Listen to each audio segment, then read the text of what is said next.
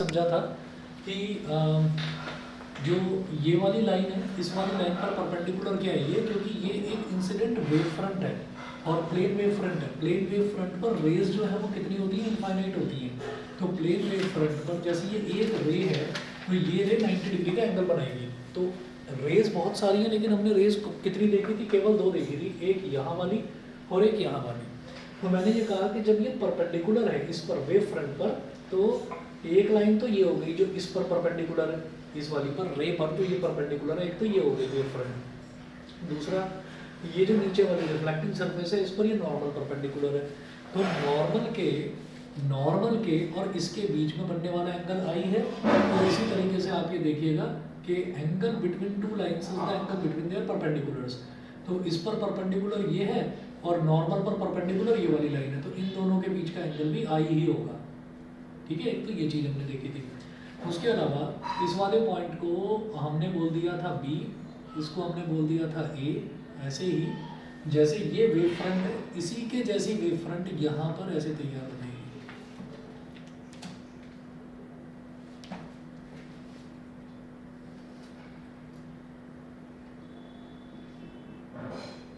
ये मैं आपको बता रहा हूँ, आपको बनाने की जरूरत नहीं है, लास्ट टाइम बना चुके हैं।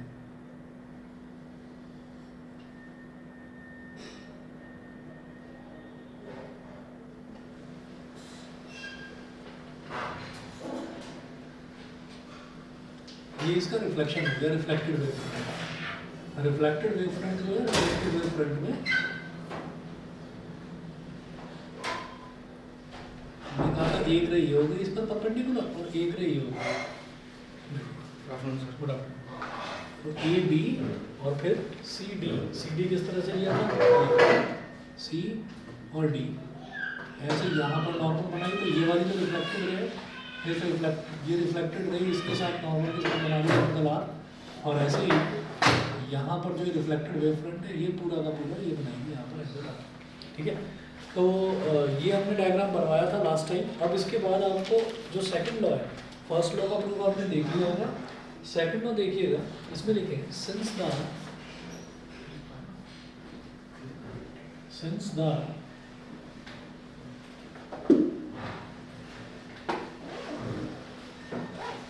incident ray SB, since the incident ray SB, the normal BN। Sir यहाँ से लिखना है, यहाँ से लिखना है, डायग्राम आपको बनाने की जरूरत नहीं है, लास्ट क्लास में बना ही लिया था। सिंस द इंसिडेंट रे SB, the normal BN, the incident ray SB, the normal BN and the reflected ray BD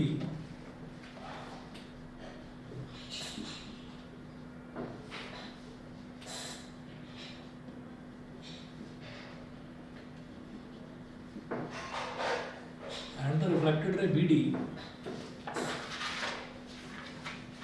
are respectively perpendicular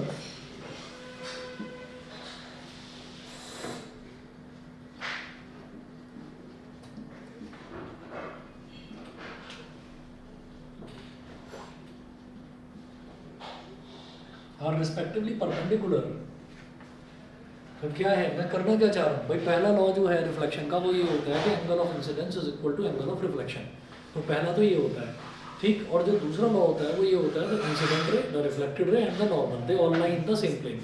same plane का मतलब क्या है कि मैं इंसिडेंट रे, रिफ्लेक्टेड रे और नॉर्मल तीनों को एक शीट पर, प्लेन ऑफ पेपर पर मैं बना सकता हूँ।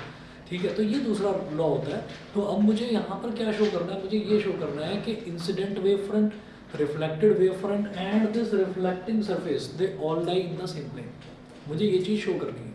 तो आप देखिएगा the incident ray SB, the normal BN and the reflected ray BD, ये सारे के सारे respectively perpendicular हैं, they are respectively perpendicular to incident wave front AB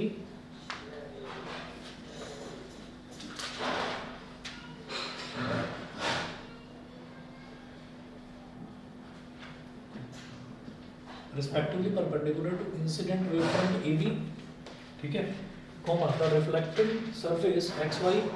sir आपने 3 पॉइंट लिखा है तो उसके बाद का है, हाँ उसके बाद में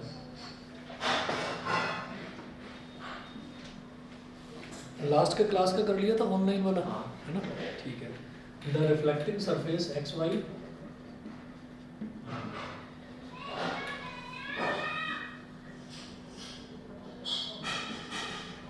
the reflecting surface xy and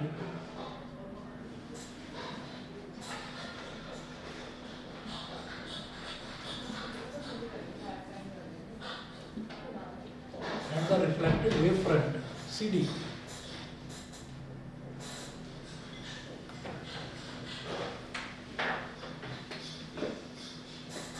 so comma so they all lie in the plane of paper.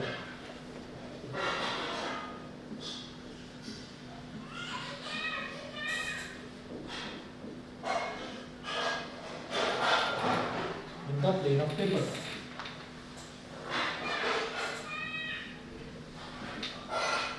That is lie in the same plane. Sir अपन ने बताया जैसे कुछ न्यूमेरिकल तो नहीं आएगा ना? ऐसा। एक है, एक दो है ना छोटे से, करवा दूंगा, करवा दूंगा। They all lie in the plane of paper, that is in the same plane. यहाँ लिखिएगा this proves the second law of reflection. Yes.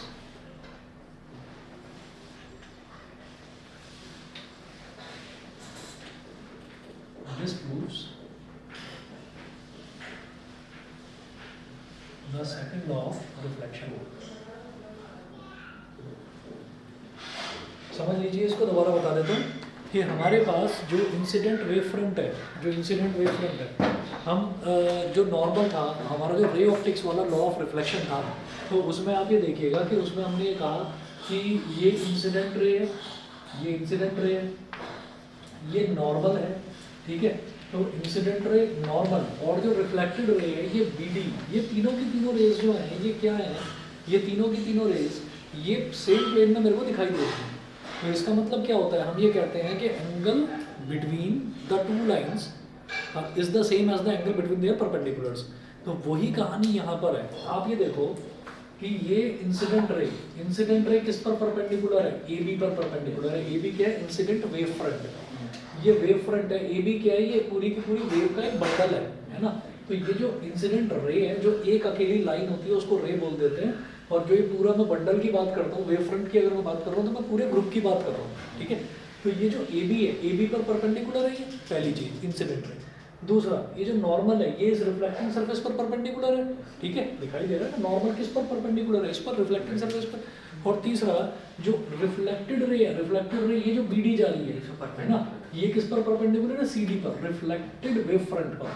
तो हमारा incident ray incident wave front पर perpendicular, reflected ray reflected wave front पर perpendicular, normal इस reflecting surface पर perpendicular. तो इसका मतलब incident wave front, normal wave front और आपका जो है रिफ्लेक्टिंग सरफेस, ये तीनों के तीनों जो है ये क्या है? ये सारे के सारे भी मतलब सेम प्लेन में लाई करेंगे। अगर किसी भी चीज़ का, और वो सेम प्लेन क्या हो सकता है? हम ये कहेंगे कि भाई एक चीज़ इस पर बोर्ड पर लाई कर रही है ना? इंसिडेंट रे, रिफ्लेक्टेड रे और नॉर्मल, ये तीनों के तीनों बोर्ड पर लाई कर रहे हैं। तो बोर्ड पर तो परपेंडिकुलर ये भी है आगे की तरफ। तो हमने कहा ठीक है, हमारा इंसिडेंट वेव फ्रंट, हमारा रिफ्लेक्टेड वेव फ्रंट और हमारा रिफ्लेक्टिंग सरफेस, वो सारे के सारे नॉर्मल टू दिस बोर्ड है, normal to this white board है। तो जब सारे ही नॉर्मल हैं तो इसका मतलब सारे के सारे सेम प्लेन में हो गए ना? सेम प्लेन में हो गए सारे के सारे। तो वही चीज़ यहाँ पर आपको शो करनी है। बताइए जी, क्लियर है? ऑनलाइन वाले बता दें। क्लियर है। ठीक है, अवंतिका, गुनीत, हंसराज, खुशी, बताइए क्लियर है? चलिए, तो ये हमारा हुआ रिफ्लेक्शन। तो रिफ्लेक्शन ध्यान से आप देख लीजिएगा, रिफ्लेक्शन जो है वो इसमें पूछा जाता है कि आप रिफ्लेक्शन के दोनों लॉस प्रूव करिए। तो ये वाला जो है ये तो आपको कहानी की तरह लिखकर समझा देना है, ठीक? और पहले वाला जो था, पहले वाला हमने प्रूव करके देखा ही था, उसमें कॉन्ग्रुएंसी वाला फंडा यूज़ करा। अब इसके बाद क्या करेंगे? अब इसके बाद हम करेंगे रिफ्रैक्शन। तो भाई रिफ्रैक्शन के भी दो लॉस थे। तो पहला जो लॉ था वो ये था कि sine of angle of incidence to the sine of angle of refraction, sine I upon sine r, ये कांस्टेंट होता है। और वो कांस्टेंट किसको क्या बोलते हैं? उसको हम refractive index, mu is equal to sine I upon sine r, इसको स्नेल्स लॉ बोलते हैं। तो वो उसको प्रूव में तो मेरे को मेहनत करनी है। और जो सेकंड लॉ है ना उसका, वो यही था कि incident ray, reflected ray and the normal they all lie in the same plane, तो उसमें मुझे यही छाप देना है एज इट इज। रिफ्रैक्शन में भी आपको एज इट इज यही छाप देना है, तो मैं डायग्राम अभी बनाकर समझाता हूँ, आप नोट करें। Next topic, refraction on the basis of wave theory. Refraction on the basis of wave theory, मैं ये बता दूँ अगर सबने नोट कर लिया तो। ऑनलाइन वाले बच्चे बताएं भाई, ये बता दूँ कितना, ठीक है।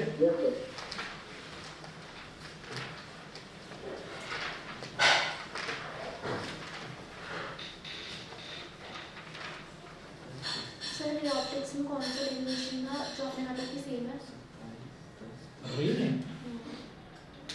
रे में तो आपका वो था ना रिफ्लेक्टिंग सरफेस वाले जो 6 केसेस थे, 6 केसेस थे, सब में बस डायग्राम अलग अलग बन रहा था, बाकी डेरिवेशन सेम था। इससे पहले वाला, इससे पहले वाला, पहले चलो उनको आप लंच निकल करो। ये जो है ये एक केस, दूसरा केस, तीसरा केस, पीछे चलोगे तो 3 केस और दिखाई देंगे।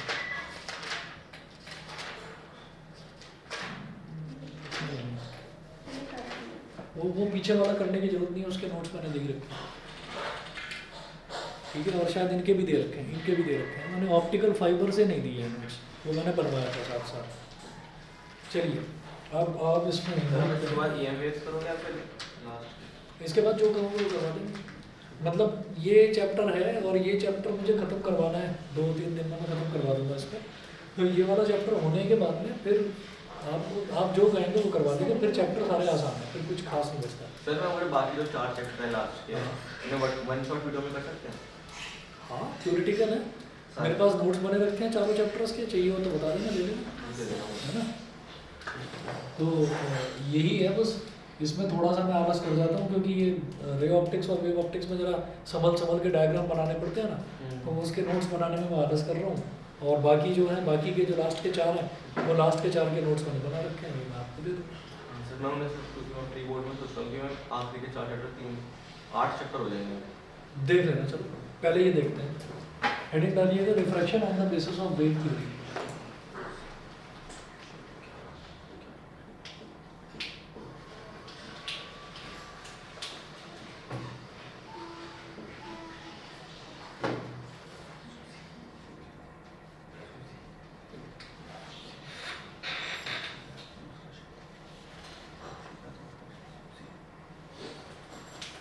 Refraction on the basis of wave theory, इसमें नोट कीजिएगा, पहले तो एक डायग्राम बनाएंगे, थोड़ी थ्योरी भी लिखवाऊंगा इसमें, वो भी ज़रूरी है और वो लिखनी जरूर है एग्जाम में अगर इसका डेरिवेशन आता है तो पहले तो हम वही करेंगे जैसे हमने रिफ्लेक्टिंग सरफेस बनाई थी, इस बार मैं बनाऊंगा रिफ्रैक्टिंग सरफेस, ठीक है।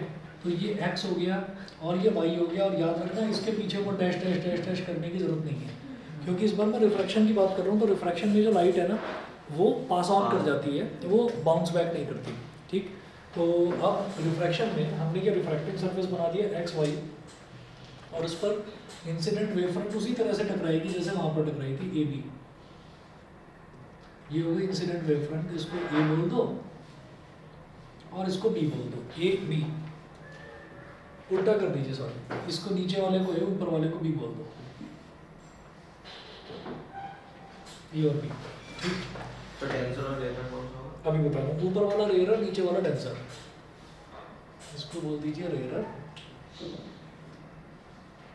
v1, या फिर v1 भी लिख दीजिए यहाँ पर, v1 मतलब speed of light in this medium is v1, और इसको बोल दीजिए डेंसर, डेंसर का रिफ्रैक्टिव इंडेक्स हो गया, रिफ्रैक्टिव इंडेक्स v2, और इसमें जो स्पीड ऑफ लाइट हो गई वो हुई v2, ठीक है। ये हो गया रेयरर और डेंसर। अब क्या करेंगे, ये हमारा क्या है, ये है इंसिडेंट वेव फ्रंट। तो इंसिडेंट वेव फ्रंट पर हमें क्या दिखाना होता है कि भाई इस पर क्या है कि इस पर जितने भी ये, और ये प्लेन वेव फ्रंट में ले रहा हूँ, तो इस पर जितनी भी रेज हैं वो सारी की सारी परपेंडिकुलर आकर ड्रॉप करेंगी, इस पर स्ट्राइक करेंगी परपेंडिकुलरली। तो मैं ये कहूँगा कि एक शुरुआत वाली दिखा दो और एक लास्ट वाली दिखा दो, सारी दिखाने की ज़रूरत नहीं है। तो हमने क्या करा कि यहाँ पर एक शुरुआत वाली और एक लास्ट वाली, इसको थोड़ा सा मैं छोटा कर रहा हूँ, आप लोग जैसा बना चुके हैं बना लीजिए, वो ठीक है। तो एक रे ऑफ लाइट ऐसे आई, परपेंडिकुलर आई, और दूसरी रे ऑफ लाइट वो ऐसे ऐसे ही आएगी, ठीक है।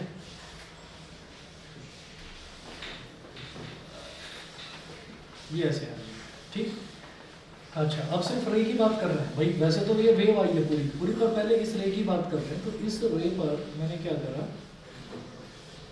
एक परपेंडिकुलर ड्रॉप कर दिया ऐसे, ठीक है। अच्छा, बिल्कुल पहले की तरह इसको मैंने एस बोल दिया, नॉर्मल को मैंने एन बोल दिया।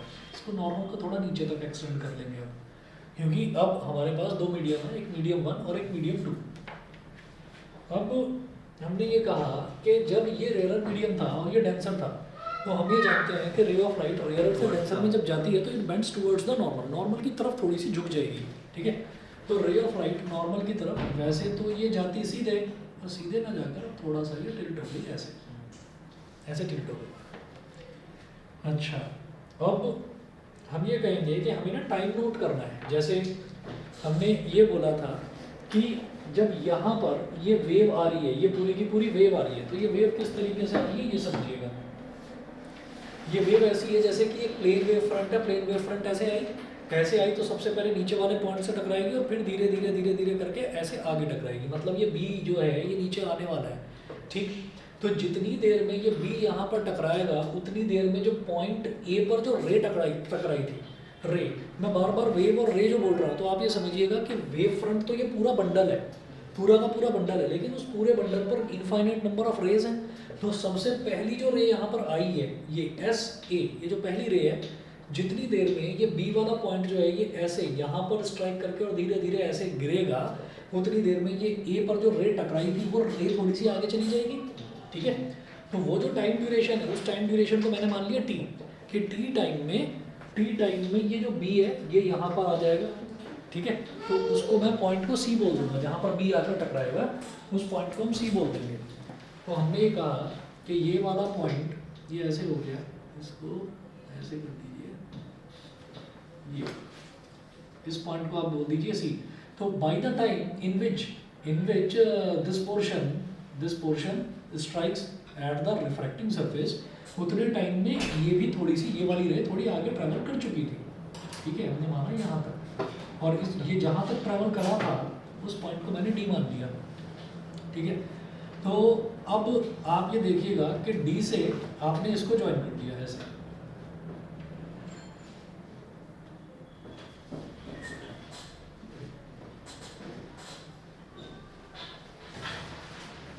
ये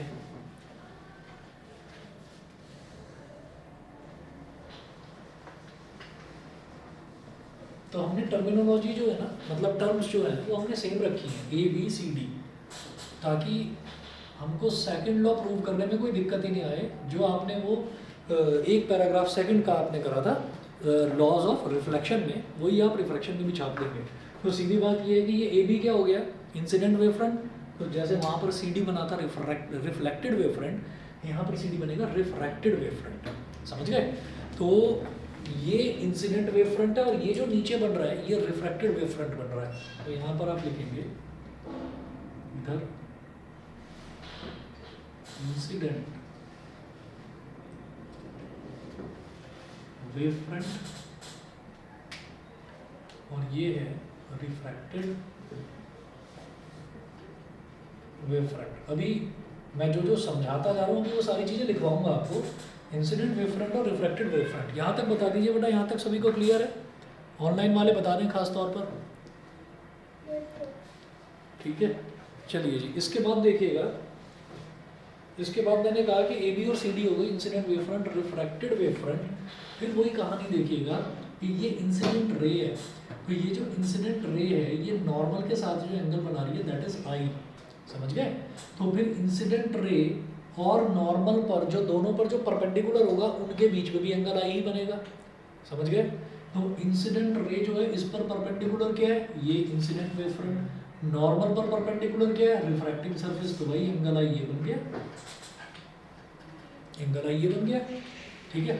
उसके बाद क्या करें, उसके बाद हम ये कहेंगे कि इसी तरह से ये रिफ्रैक्टेड रे है और ये नॉर्मल है, तो रिफ्रैक्टेड रे में और नॉर्मल के बीच में एंगल क्या बनता है, आर, ठीक है।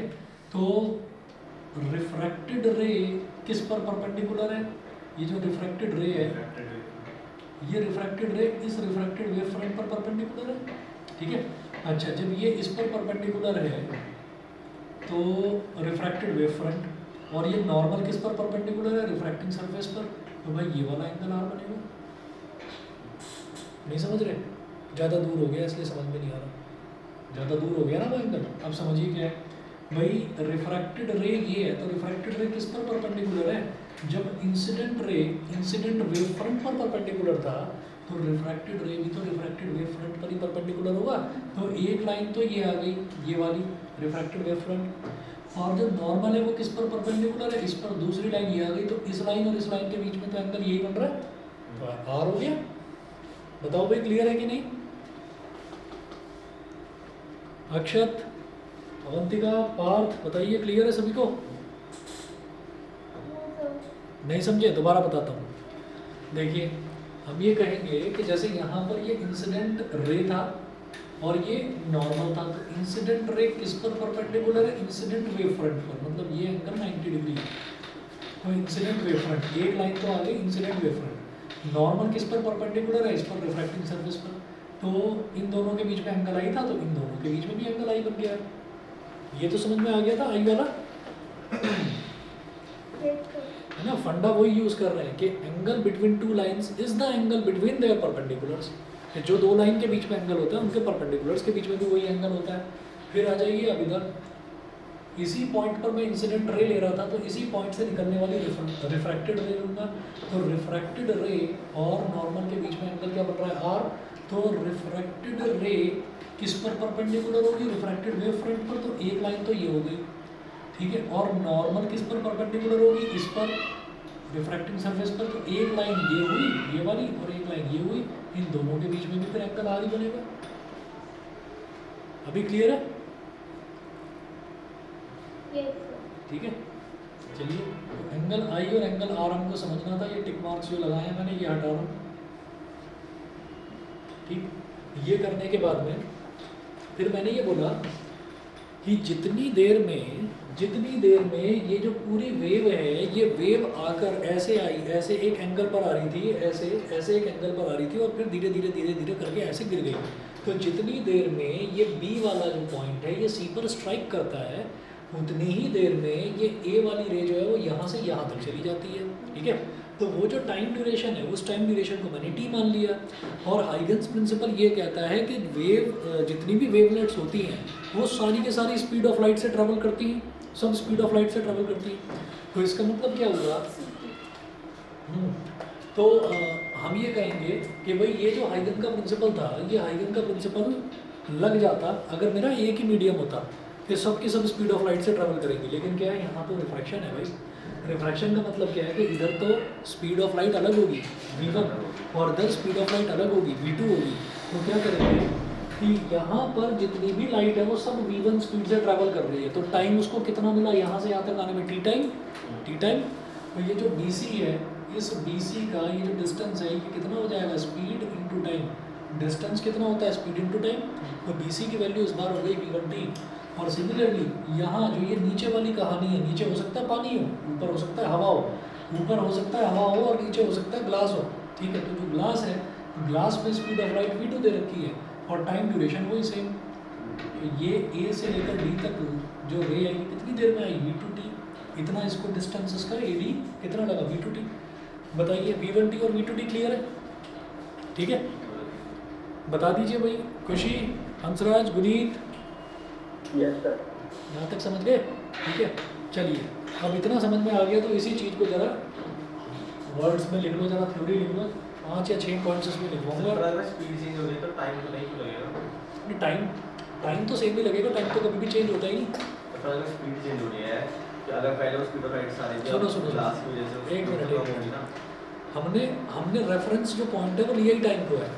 हमने ये कहा कि जितने टाइम में ये यहाँ से यहाँ तक आया, जितने टाइम में यहाँ से यहाँ तक आया, तो वो तो मेरे को दिखाई दे रहा है अब कि ये पॉइंट यहाँ से यहाँ तक आकर गिर गया, है ना। तो कितने टाइम में गिरा वो मैंने टाइम कैलकुलेट कर दिया, ठीक। उसी टाइम में कैलकुलेट करो कि ये कहाँ से कहाँ तक गया। तो आप देख रहे हो ये बी से सी तक वाली डिस्टेंस ज़्यादा है और ये ए से डी तक वाला जो डिस्टेंस है ये थोड़ा कम है। तो सीधी बात है, मैं तेज चलता हूँ मैं तेज चलता हूँ तो इसका मतलब 5 मिनट में मैं ज़्यादा दूर तक चला जाऊँगा, या धीरे चलता है तो ये 5 मिनट में थोड़ा कम दूर तक जाएगा। तो ये जो मैंने V1T और V2T निकाला है, ये डिस्टेंस है ना? तो डिस्टेंस सेम नहीं है, डिस्टेंस अलग अलग है, स्पीड सेम नहीं है, स्पीड अलग अलग है, लेकिन टाइम कभी भी सेम रह सकता है, टाइम में कोई दिक्कत नहीं है। हमने कहा सेम टाइम में वो कितना ट्रैवल करा और वो कितना ट्रैवल करा, तो उसने इतना ट्रैवल कर लिया लेंथ BC और इसने इतना कर लिया, ठीक। अच्छा, अब इसके बाद देखिएगा, आप नोट करें, consider a plane wavefront AB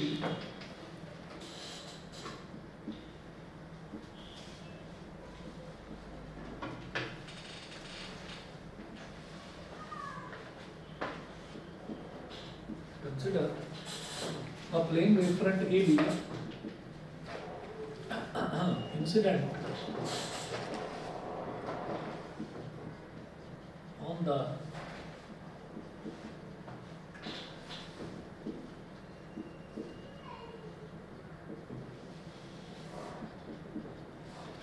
on the refracting surface XY separating two media। ये मीडियम की प्लूरल फॉर्म होती है मीडिया, सेपरेटिंग सर किसकी? मीडियम की, अच्छा, सेपरेटिंग टू मीडिया 1 and 2। ये जो ऊपर वाला मीडियम है, रेयर मीडियम, इसको मीडियम 1 बोल दिया, नीचे वाले को मीडियम 2 बोल दिया।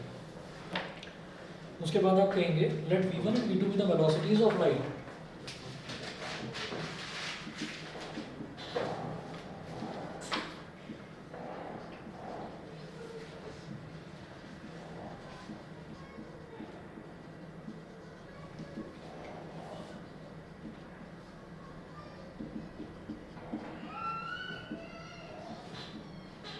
in the two media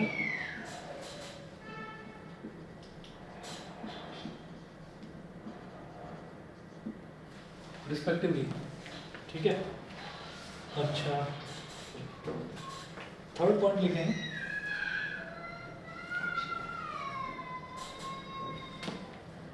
the wavefront first strikes at point A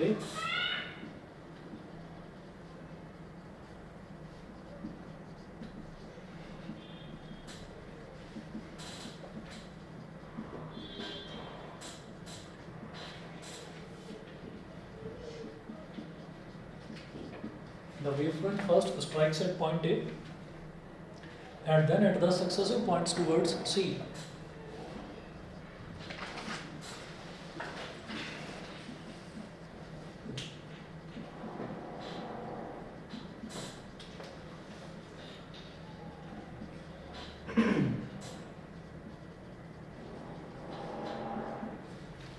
तो पहले वो पॉइंट A पर टकराती है और फिर धीरे धीरे C की तरफ वो वेव फ्रंट जाती है, ठीक है।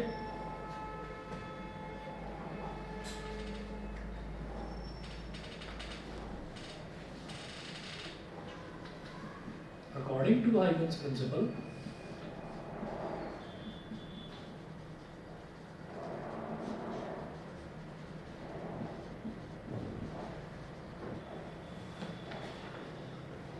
from each point on AC, according to Huygens principle, from each point on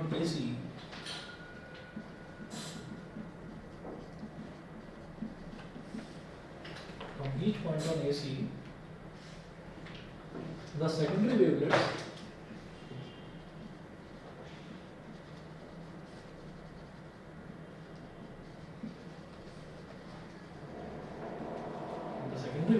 start growing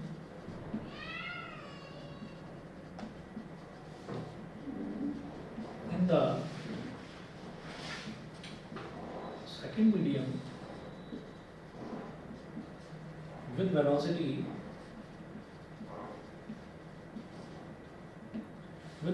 V2।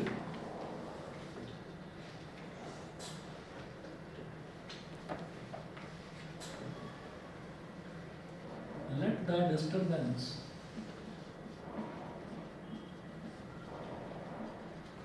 takes time। Sir disturbance मतलब वेव कोई डिस्टर्बेंस बोलते हैं, है ना। Let the disturbance takes time t to travel from to travel from B to C. B to C. So BC is equal to V1T. ठीक है? In the same time T, मतलब time को मैंने same रखा. In the same time T,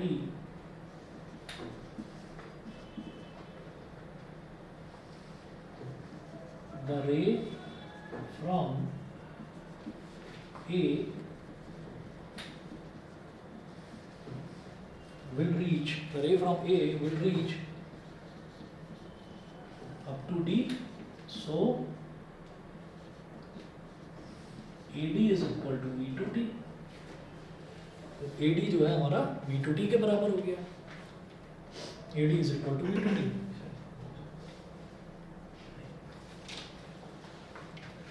फिर यहाँ लिख रहा हूँ मैं, अगला point, let the angles of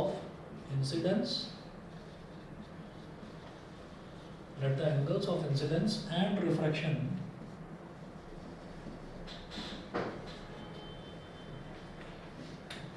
be I and R respectively. Bracket में लिख दीजिएगा as shown.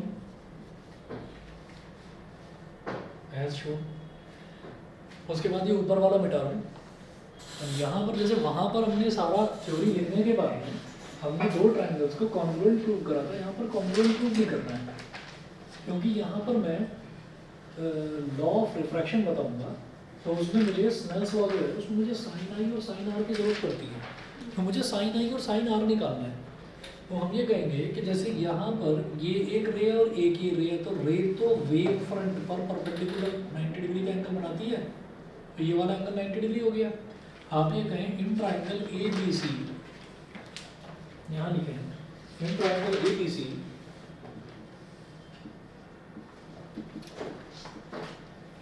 Triangle a b c में हमारे पास ये साइन आई है.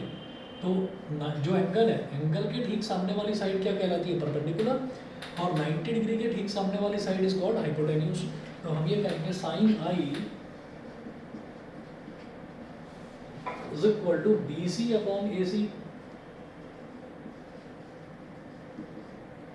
और BC की वैल्यू कितनी है? V1T. AC की वैल्यू कितनी है हमें नहीं पता, ऐसे ही छोड़ दिया इसको. Equation number 1 P upon H पर है.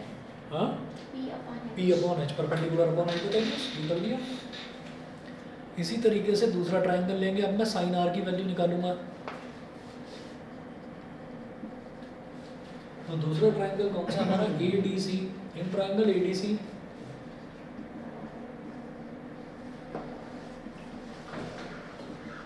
Sign R is equal to, तो जो एंगल है, एंगल के सामने वाली साइड इज कॉल्ड परपेंडिकुलर. तो परपेंडिकुलर अपॉन 90 के सामने वाली हाइपोटेन्यूज. तो AD upon AC.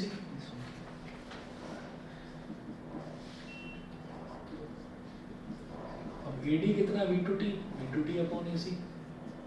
Question number 2. ठीक है. ये करने के बाद में ये नीचे वाला पॉइंट ये मिला रहा हूँ मैं, और आप क्या कर रहे हैं कि साइन आई और साइन आर को डिवाइड कर दो. Divide equation 1/2.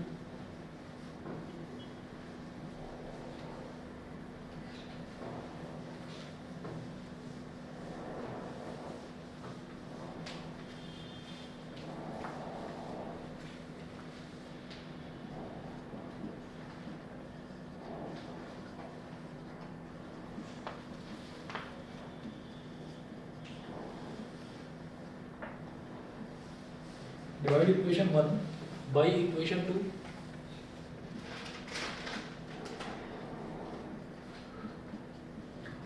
तो sine I upon sine r, sine i कितना है? V1T upon AC. और साइन आर कितना है? V2T upon AC. तो जब ऊपर भी रैशनल एक्सप्रेशन है, नीचे भी रैशनल एक्सप्रेशन है, ऊपर वाले का डिनोमिनेटर भी और नीचे वाले का डिनोमिनेटर भी AC है, सेम है, तो वो कट जाएंगे. तो sine I upon sine R is equal to V1T upon V2T. T तो सेम है, T से T कट गया. So is equal to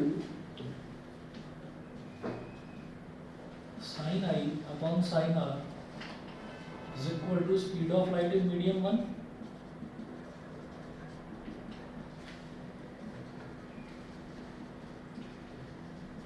upon speed of light in medium 2.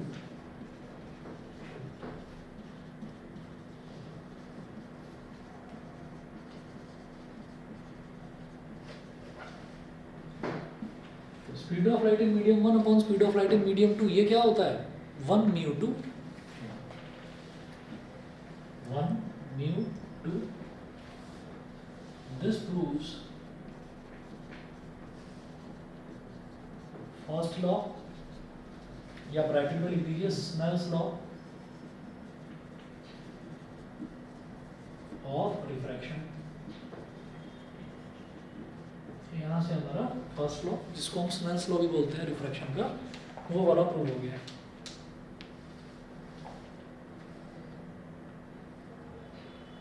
उसके बाद हाँ इसमें ये इंपॉर्टेंट है, डेरिवेशन पूछी जाती है इसकी. या तो रिफ्रैक्शन पूछ लेंगे या रिफ्लेक्शन पूछ लेंगे. कई सालों तक ऐसा चलता रहा. ये ऑल्टरनेटली वेव ऑप्टिक्स में एक पूछ लिया लॉ ऑफ रिफ्लेक्शन प्रूव करने के लिए, अगले साल पूछ लिया लॉ ऑफ रिफ्रैक्शन. रिफ्लेक्शन ये होता रहा. फिर कुछ सालों तक ये होता रहा कि यंग्स का double slit experiment, single slit, double slit, single slit, ऐसे पूछते रहे. ठीक है, इस बार भी कोई नया अनोखा तो होना नहीं है. तो वही है, कभी कभी साथ में छोटा सा कोई न्यूमेरिकल दे देते हैं. न्यूमेरिकल में भी कोई ऐसी टफ वैल्यू नहीं आती जो आपसे ना हो पाए. ठीक है, चलिए जी, ये तो इसका हुआ. समझ में आ गया बेटा? ऑनलाइन वाले बताएं सभी बच्चे. ठीक है, रुद्रांश क्लियर है? Yes sir.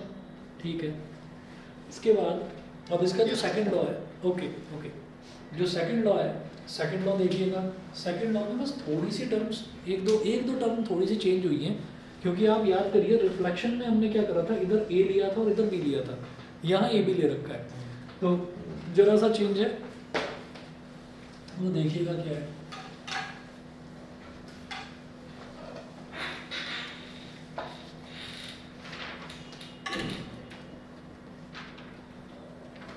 नोट करें कि सिंस द इंसिडेंट रे S A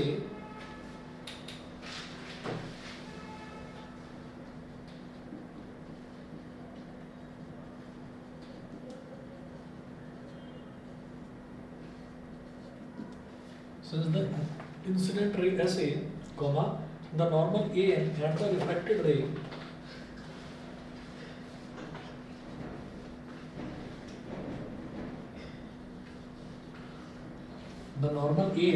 and the refracted ray AD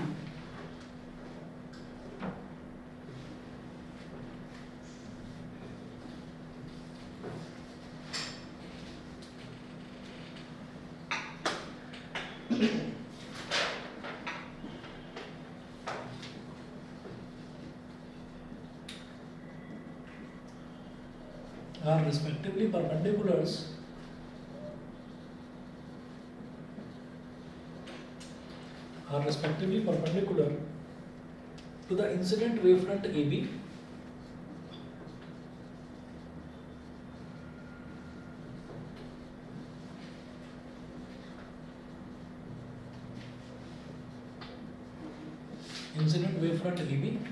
ठीक है. Refracting surface XY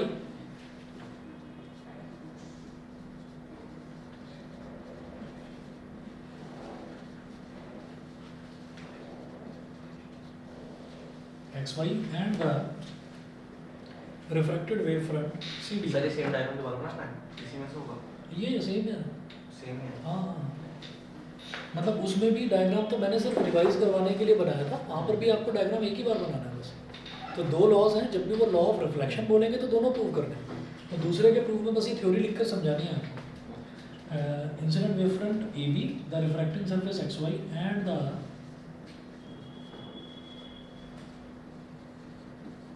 refracted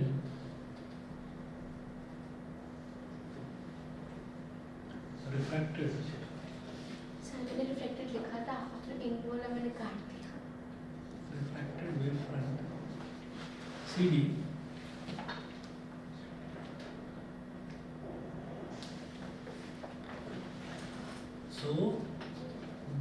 lie in the plane of paper or on the same plane.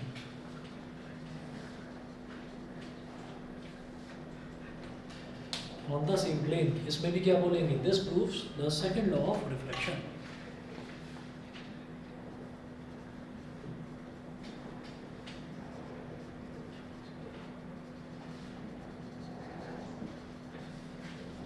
तो यहाँ से आपका रिफ्लेक्शन और रिफ्लेक्शन ये कंप्लीट हुआ.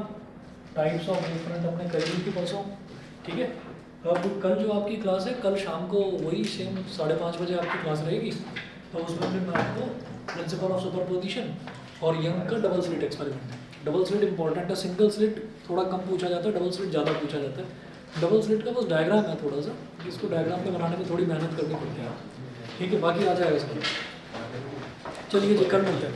बस ये टॉपिक है. हाँ यही है. उसके बाद डिफ्रेक्शन वगैरह छोटे छोटे से टॉपिक से जरा जरा से, मतलब उनमें डेरिवेशन वाली चीज़ नहीं है.